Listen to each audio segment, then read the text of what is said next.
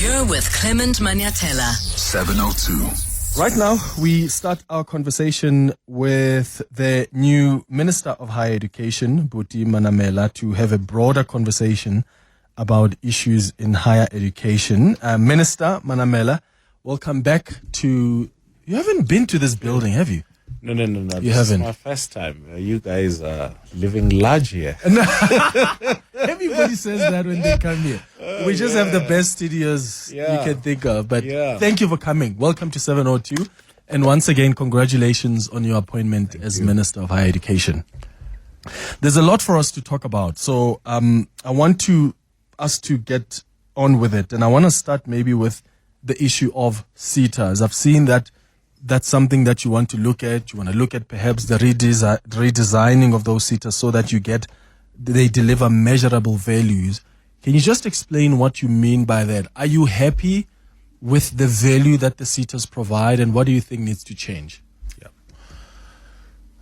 Look, in as far as both policy and legislation requirements goes, and also in as far as the targets that we've set onto SETAs, I mean, they're doing very good work. Yes, there are, one or two of the SETAs which have faced some challenges in meeting their performance targets, but that's something that we'll have to work on.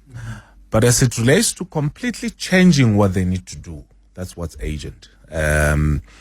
And I think I don't agree that we need to be preparing a funeral for SETAs. I actually believe that we need to be re-engineering the role of SETAs within the post-school education and training system. Our view is that we are building a system wherein SETAs' role is not just to supply the money, and which is not what they do, by the way. I mean, there's a whole lot of other things that they do. But I think beyond supplying money, the link between the post-school education and training sector with industry has to be one of their, major role, because that's exactly what they've been, created for. So we're going to have to go to basics as it relates to that, so that anybody who, receives training that has been sponsored or paid for by sector education and training authorities have a link with industry and almost a better chance of getting employment. So we'll have to get that policy right. And I'm very excited that most of the SETAs have already taken this up, by beginning to rethink how they're going to maximize impact based on the resources that they have. So that's the first thing in terms of, the skills component. But the second one is that I've already asked them to look at ways within which they can collaborate, either based on sectors, or based on, the constituencies that they serve.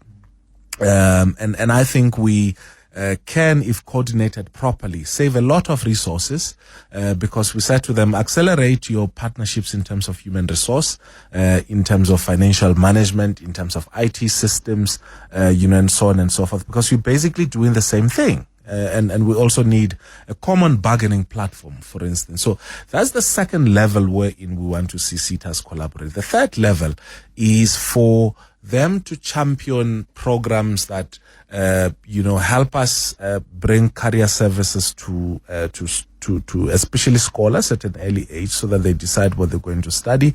Secondly, help us resolve the not in employment, not in education youth, not in training youth, which is now way above 4 million. And lastly, help us deal with functional literacy amongst adults. So those would be the three major programs that we will be driving as a ministry together with SETAs and our department. When you talk about career services at an early age, are you looking at career guidance? Yes, career guidance, definitely. Okay.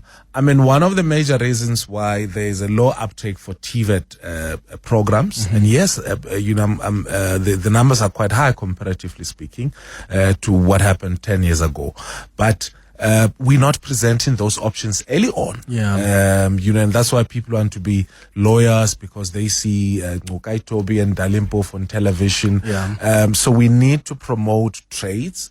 if we are going to succeed in ramping up TVET colleges and also in ramping up community colleges, so careers we basically refer to that, getting them early. I'm really excited about that because I come from a village where I remember when we were in K-12, many of us didn't know what we wanted to do. Yep. If anything, we just applied. I applied for biological sciences of vets. I didn't even know what that is about, but it just sounded fancy and it sounded like I'm going to get a lot of money and live in Sandton because that was what we wanted to achieve at the time.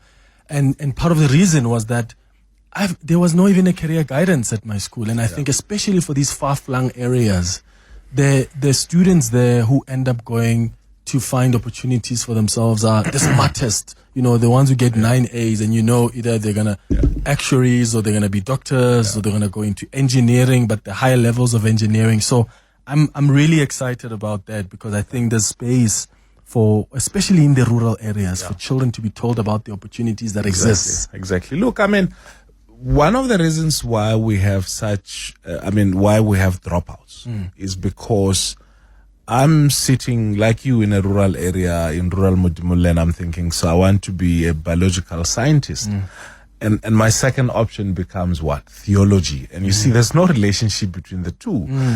So people drop out because we really don't know what we want to do, or we don't think that which we want to do is available in the market. And so that's why we're going to strengthen career development so that we limit the number of dropouts, but also so that people are linked to skills that are in high demand. And that's how we're going to, insist on, universities, our TVET colleges and community colleges, that we have to invest our resources on skills that are in high demand. Secondly, thirdly, yes, emphasis on science, technology, engineering, and mathematics. But we, I was saying earlier in the week in one of the conversations we're having on the media that, I don't understand why. Okay, there is no skill that's useless.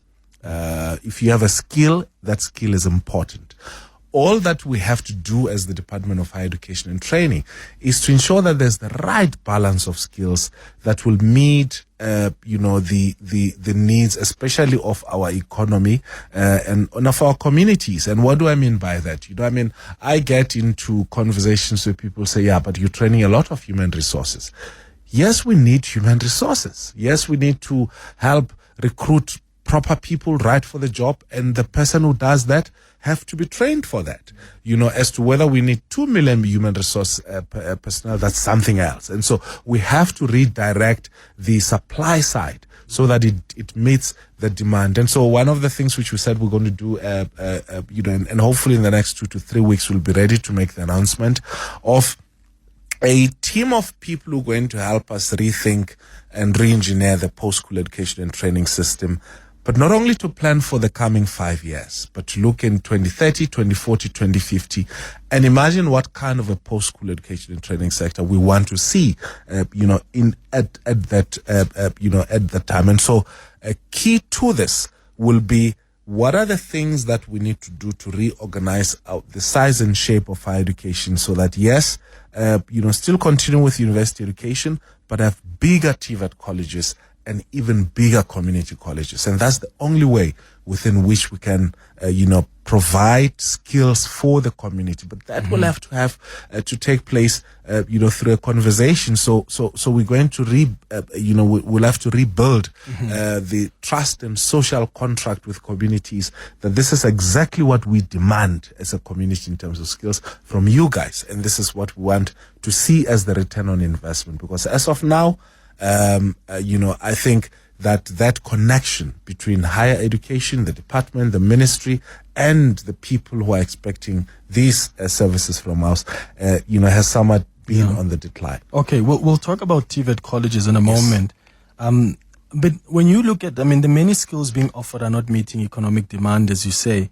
So how are you planning to facilitate that meaningful curriculum revision, especially for emerging sectors like the green economy, and even digital skills? What kind of conversations are you having? What do you think is missing there? Yeah. Do you think that the problem is at perhaps the basic education level where there's a conversation needed there around our curriculum? Or are you also concerned about what the universities currently are offering and whether or not actually those are the jobs for the future? Yeah. So it's a multiplicity of interventions. I've already had conversations with the Minister of Basic Education. We've agreed on a much more detailed discussion because they are the supply side for the post-school education and training sector. And so if we say ultimately we want to produce skills for an industrializing economy, for instance, we have to have maths and science kids coming from school. And being put into universities. So that's the first conversation we'll have to, to unlock. The second one is, we have to have a conversation much strongly with business and with industry. If someone is going to do electrical engineering, and they haven't seen an electricity box, what's the use of just reading about it when it is such a practical thing? And so you can only get that opportunity of, seeing that electric box, when you go into industry, if you give an exposure. So we'll have to strengthen that conversation with industry so that part of what we're introducing next year, which is occupational trades, which are specifically going to prepare students for a specific trade. So, you're going to be a plumber, and that's what we're training you for. So, in the olden days or with the old curriculum, you read about what a plumber does. So with the new occupational trades, you're basically going to do, what a plumber does. So that's the second intervention where business helps us to absorb these kids. And thirdly, then introduction of our occupational trades. And I think finally, we're going to have to strengthen the supply so that the skills which we provide are the skills which are needed, and so strengthen our research. So as is now, we have what SETAs do, which is determine what the labor market needs from time to time, and structure our training based on that. So we'll also have to strengthen that, that element. So those are, I think, the 4 interventions which will help us, to prepare a graduate that would be ready for employment, that would almost start working whilst they're still attending, their classes. That's the ideal situation we want to see. Yeah, because there are some graduates who have degrees now that they're like, they're now going back to university to try and find other courses that actually are going to respond to what the economy demands. Yeah. Let's talk about TVET colleges. Some of them are actually going back to, are going into TVET colleges. Yeah. Some graduates, and I think so we have, and we've asked a team of people to think about how we can resolve this. Kids who, couldn't complete, but who dropped out in their 3rd year. That's a waste that we need to convert into qualifications, and how we can repurpose some of those. So that's one of the things which, very soon I think we're going to have to say, what do we do with those? Because there are skills that they attained over the last 2 years before they drop out, or 3 years. Exactly. So TVET colleges. You said earlier on that there are more people, more numbers comparatively compared to previously. I would have thought that we're seeing less and less people coming into TVET colleges. Well, not at all. In fact, the reason why there has been a decline is not because of the demand. It is because, we've basically been underfunding both TVET colleges and community colleges. And so that has to change. So we have to put our money where our policies and our aspirations are, and that has to go to TVET colleges. And why I was saying that there's a lot of excitement is it's in terms of the demand. But, I was reading, someone was, on the Daily Maverick, one of the professors from VETS was saying that we shut down TVET colleges and we reduced them from 153 to 50. We actually have more delivery sites of TVET colleges now compared to 1994, almost double. What are delivery sites? Campuses. So yes, the number of colleges were reduced to 50. From 153? From 153. Jeez. But the campuses has not reduced. So what we basically did was to merge I think around 2006, 2007, a couple of the colleges so that each college can have 8 campuses. Oh, I see. 7, 8 campuses. So we haven't reduced the number of campuses. We only reduced the number of colleges by name. So that's basically what happened. At the time, TVET colleges were about 150,000 or so students. At most, the capacity of the system that we have now is about 750,000, and so we've got to get money to redirect, into those spaces. TVET colleges will help us resolve some of the major problems with unemployed graduates. How do you change the perception, though? Because as the department, you've been echoing this message of these institutions being a viable options for so long now, but doesn't look like it's being heard, because some people still think universities are like the gold standard. Yeah. Well, it's so the South African skills system has been created in such a way that it serves the elite and it attracts people into these elite professions. And I think we need to change that. We need to, and that's why I emphasize career development services, earlier, that we need to change the attitude of kids towards certain trades. And if we say to someone, plumbers and much more than, a deputy minister or a minister. Well, I haven't yet been paid as a minister, so I don't know that. But as a deputy minister, a plumber actually makes much more than that. A South African plumber, a South African plumber. Really? Yes. And more than, some of the other professions. So that's where we redirect. So that's the kind of message that we're driving.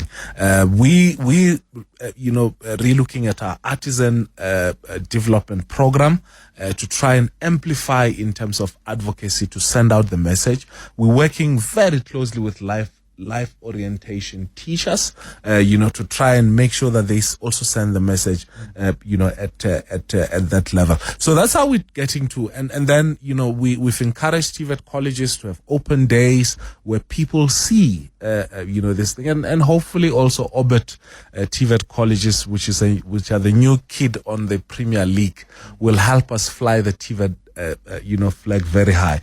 But it's about us consistently being intentional in emphasizing the message that universities are not the be-all. And what I'm happy about was when I had our meeting with the university vice chancellors, and 80% of that discussion was about how do we use the capacity we've developed in universities to transfer that into making TVET colleges a better space. Because even the universities just don't have enough capacity. Oh, no, of course. Yes. And speaking of the universities, they've expressed their willingness to get involved in strengthening TVET education to produce work-ready and modern economy-suited graduates.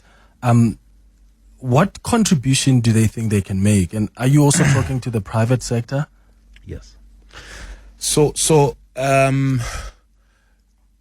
universities, we have in the country universities that are, more than 150 years old. So that's a very strong tradition. We've said to the University of South Africa already that we want to start conversations with them around starting an online or digital TVET college for those programs where you may not necessarily need intensive workplace exposure.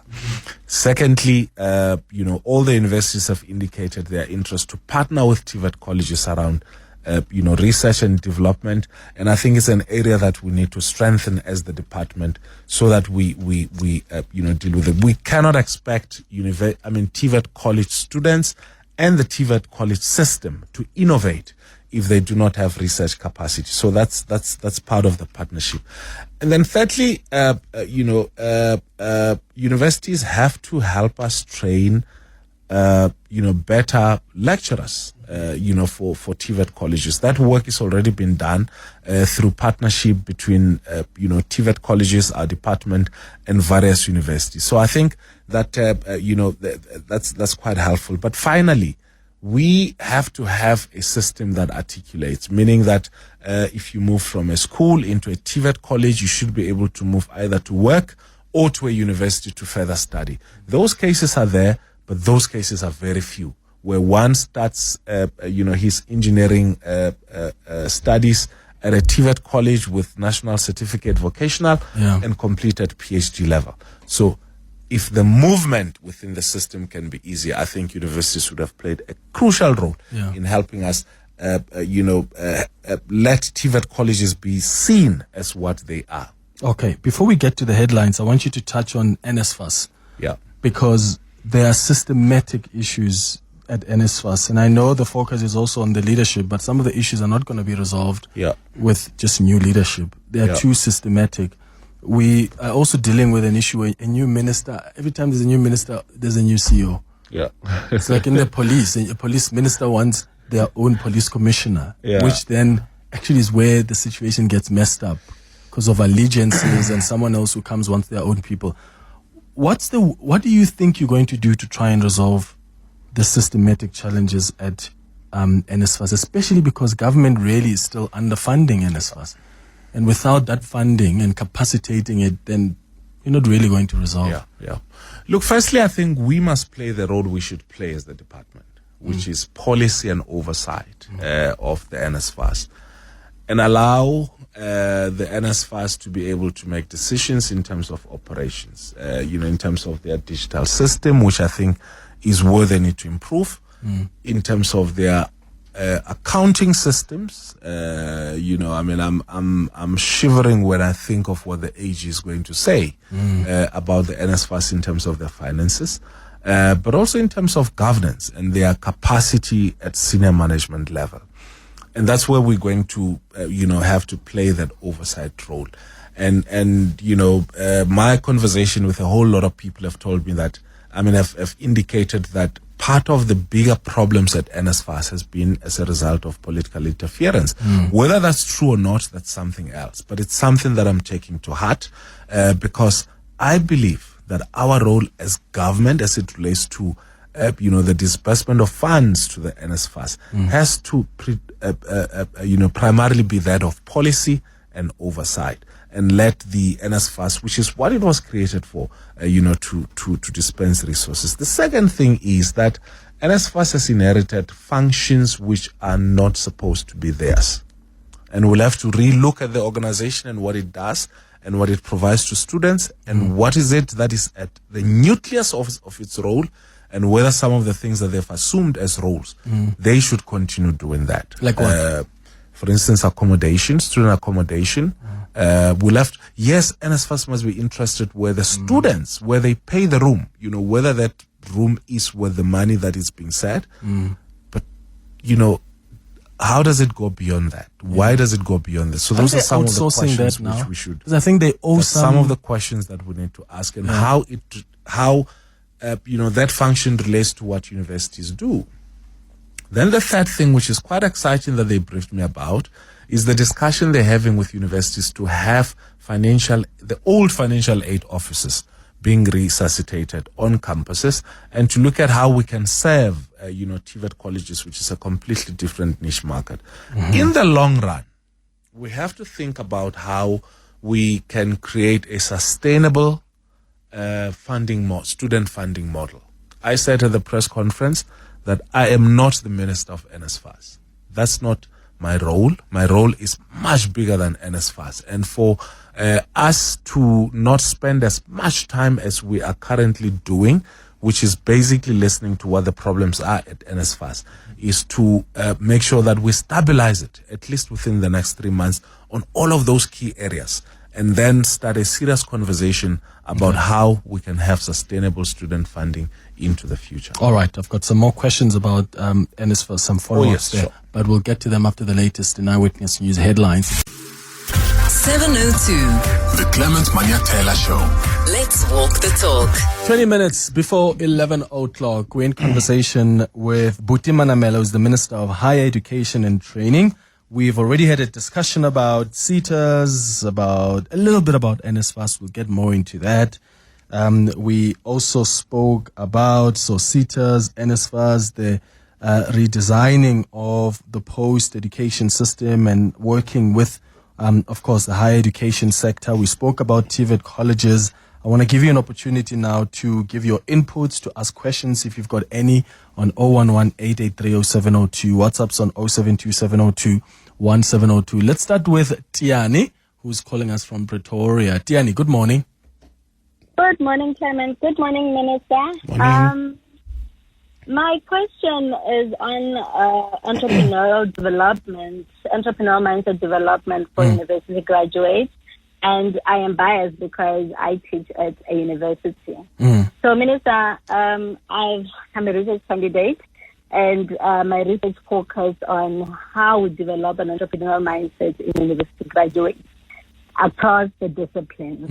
So, in light of that, I'd like to know how you envision this as primarily a university-led initiative where each institution has its own approach, or should the department DHET, that is, take a more active role in setting a national policy framework to ensure that there is consistent support. And also, given that university might operate in silos, what kind of support or coordination do you, as a department, plan to offer to help integrate the cross-disciplinary entrepreneurial efforts? So to incorporate entrepreneurship across the board. But Tiani, there are more and more universities are taking that up, eh? Or are you asking the minister more around how do you coordinate, how do you help coordinate that and have a conversation about that? I'm not quite sure what you mean by more and more universities doing it, because if you look at the implementation across disciplines, so it's not only looked at an activity or an entrepreneur, a module that is only done by students who are in the business discipline. Okay, I see. A student in engineering, a student in humanities, a student, because these are the students, whether they go and become entrepreneurs or not, you need to develop the entrepreneurial mindset, because even corporate need people who are able to think in that way, creatively, more critically. So those skills will not only help them start businesses, but it just helps them overall. But in the context of the South Africa that you live in, we need more entrepreneurs.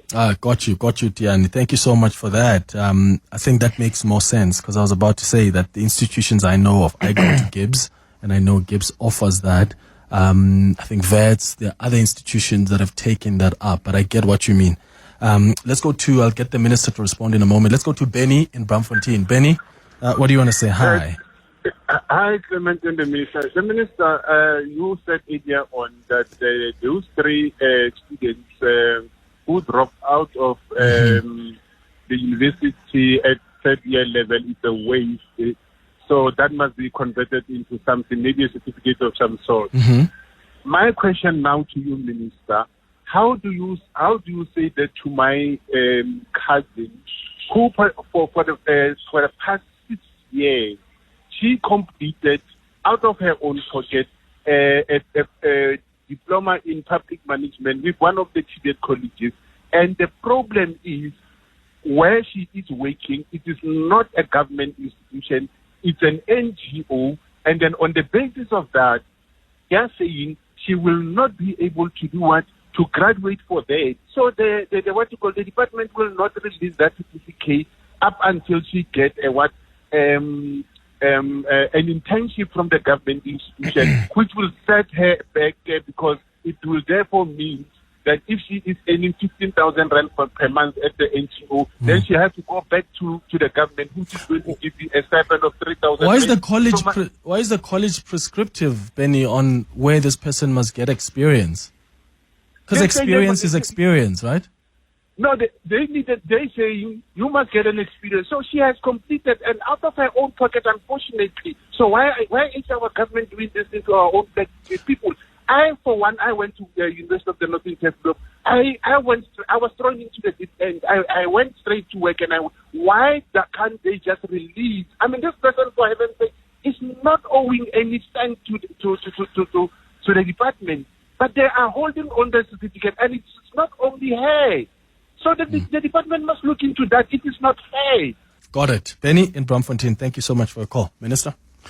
Look, I mean, if Benny's sister can show that after completion of the formal program, they went into a work-based placement, and that work-based placement is is something that was linked to what they were studying, and that fulfills their requirements. I think that's all.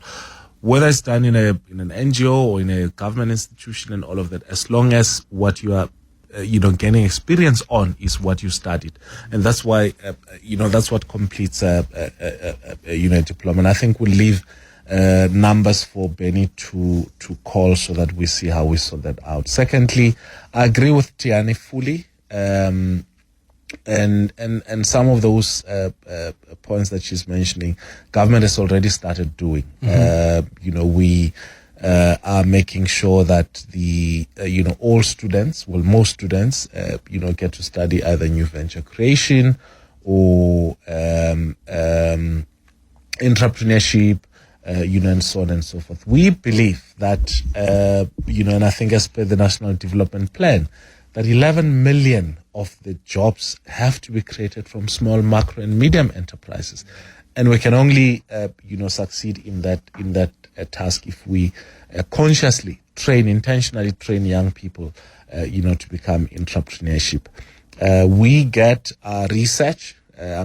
We have the South African Research Chair Institute, one of them based at VETS, which is focusing on entrepreneurship education and which constantly, provides us with policy briefs that guides, our implementation of entrepreneurial education. So I fully agree with Tian, and I think it's something that we'll have to take it up, probably also at a coordination level. Yeah, Solomon in Johannesburg. Hi.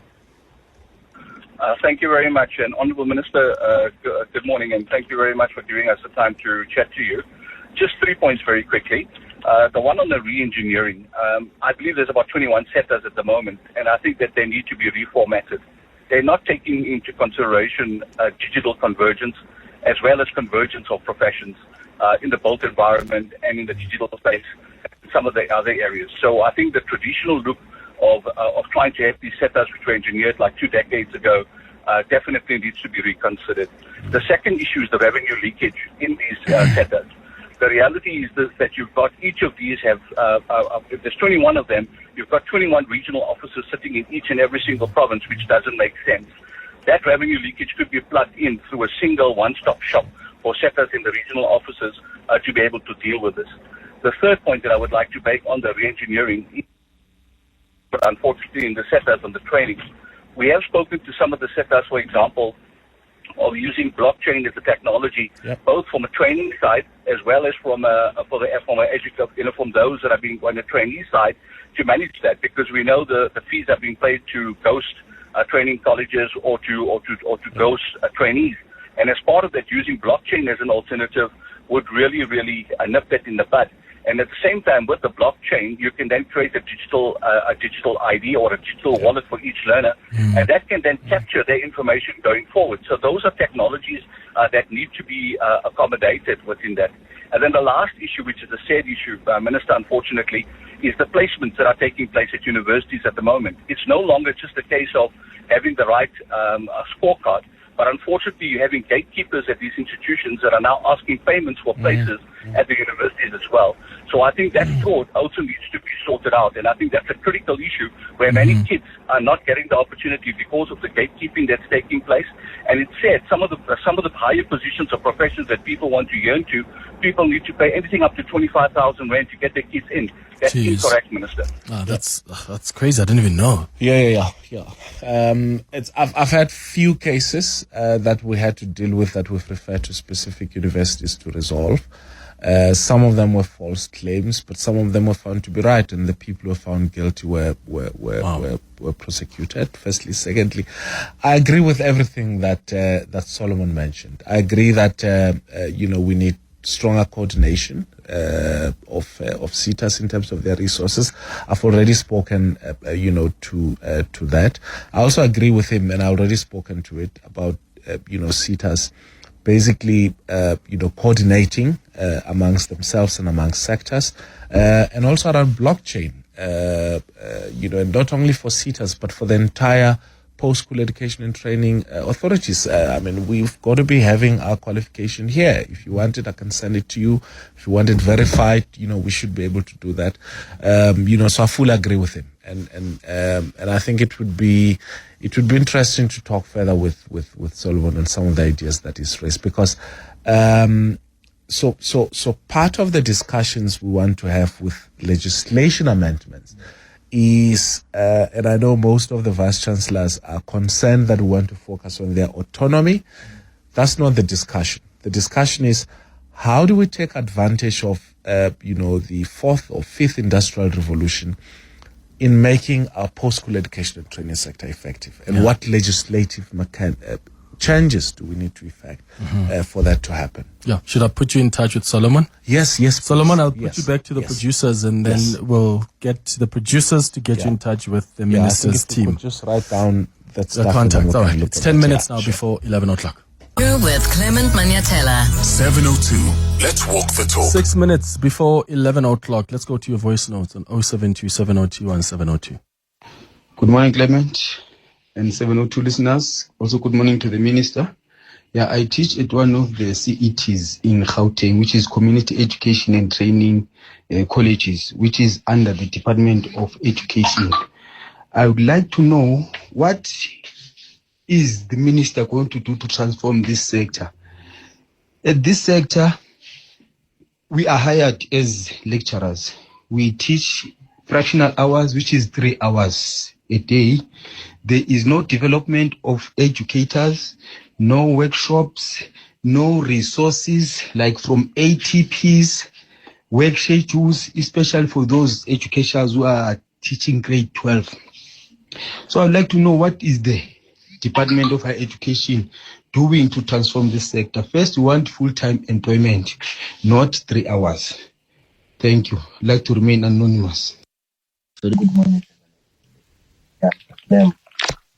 Please ask there on my behalf, specifically from Minister, as to, isn't there anything that can be done, or isn't there any measures perhaps that can be put in place in terms of ensuring that subsequent the completion of a particular qualification, it could be at a varsity level or at a college level, isn't there anything perhaps that can be done to make sure that subsequent having attained or acquired all those qualifications, the chances of you to be employed can be enhanced, because of, it's quite challenging and pestering, having to study harder, and subsequent to that, when you have to find job, you are being told of the lack of experience, etc., etc.